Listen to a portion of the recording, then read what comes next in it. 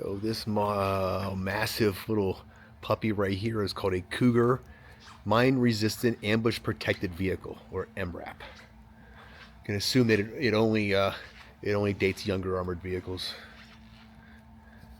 Oh, What? the jokes are so bad. Yeah. Thank you. I'll be here all day. So, yeah, I said I have seen these a fair amount. I've never actually been in one. But you know, as the Iraq War progressed, there was a need to develop vehicles that were more resistant to mines and IEDs. One of the drawbacks to the Humvee is that it had a flat bottom, and so any mine or explosive that went underneath went right into the crew compartment. And so one of the big changes they made with this, let's see if we can we can actually see it. But it has a V-shaped hull. And the thing is that any blast underneath gets deflected out into the sides and not into the crew. Makes sense. Yeah. What's this little thing on front? That's a radio antenna. Huh. It might also be for electronic warfare jamming. But it looks like it's a vehicle antenna. There would normally be an antenna that would, I don't know, that would... Several other ones have had. Yeah, you can see some of those. You can see, yeah. you know, the low visibility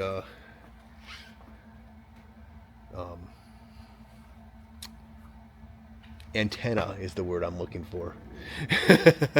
The first models I was on had a much fatter antenna, and then we later got the more low visibility ones. But yeah, these were. Oh, there's a great view of the V-shaped hull, which you can see right here. Of course, the drawback is that it makes the vehicle much taller. Like the top, literally. Yeah. This tire is a 4-foot tire. That is yes. These are huge, and the extra height. Well, one, it can make you a bigger target, and more visible. But also the second thing is that they're much more unstable on off-road. So these would basically be on like unimproved roads or such, but you're not going to take these like legit off-road because they're just too top heavy.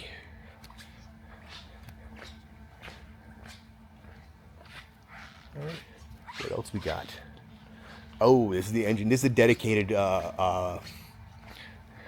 anti-IED vehicle.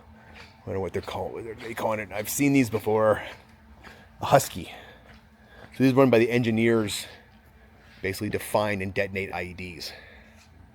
You can see some of the design features. You can see the wheels are separated out because if the wheel detonates a device, it's just going to blow up the wheel, and the crew is going to be, operator is going to be safe inside.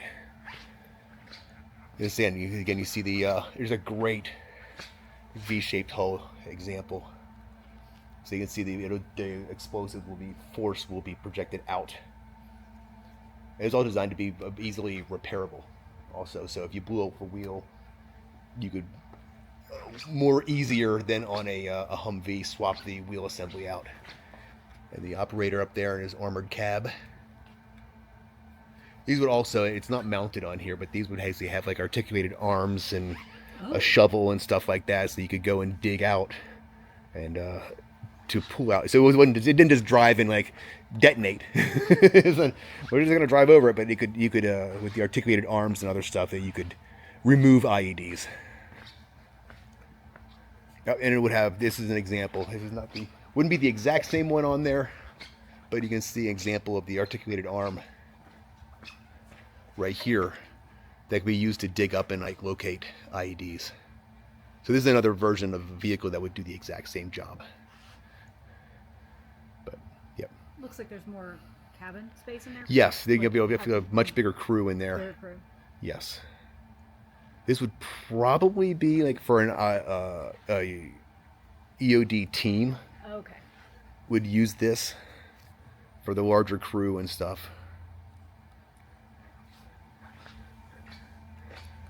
But this vehicle would not be solo. It would be part of a team of vehicles. That was the Buffalo Mine Protected Clearance Vehicle. Yep.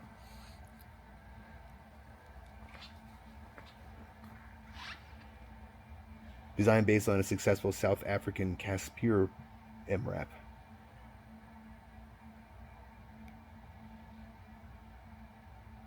Yeah. So, but yeah, like the Husky over there, you can see the wheels. If the wheels roll over a device, the explosive force is detonated up and away from the vehicle and not into the crew.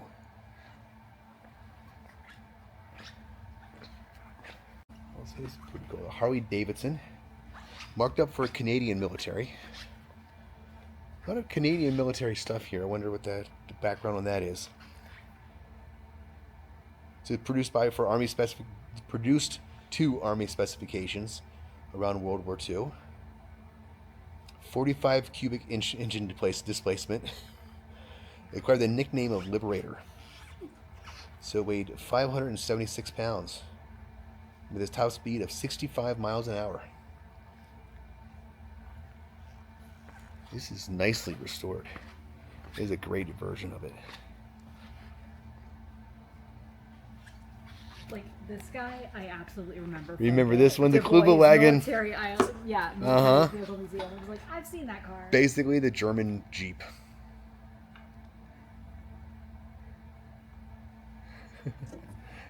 This is kind of neat. We got it's a German 105 millimeter howitzer here next to a German 88.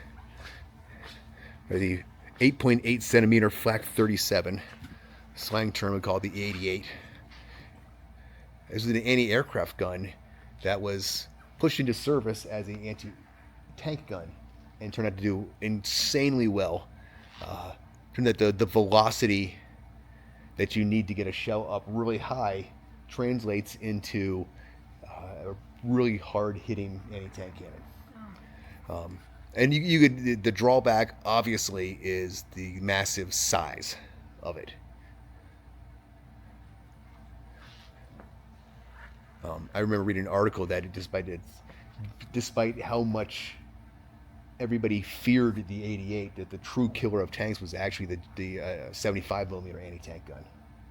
Really? Because it was a third of the size. Oh, so you get it where you need it. So you could, yeah. So it was a lot more mobile, a lot less visible, and could fire a lot faster.